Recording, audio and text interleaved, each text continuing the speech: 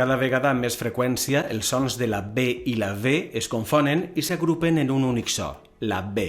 Això deixa la V en perill d'extinció i, de fet, en llengües com el castellà ja no es fa la diferenciació entre B i V. Però encara hi ha molts llocs arreu de la Comunitat Valenciana on es fa palesa la diferència entre els dos sons i, per tant, de moment, cal fer-la. D'una banda, la B, bilabial oclusiva sonora, es pronuncia amb els llavis junts, beber, bossa, beure. En canvi, la pronunciació de la V és labiodental, és pareguda a una F però més suau.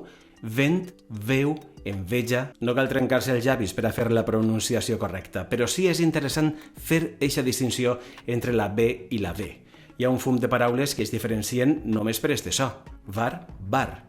Ves, ves. Abans, abans. O veu, veu. Inclús en la mateixa paraula hi poden haver ves i ves.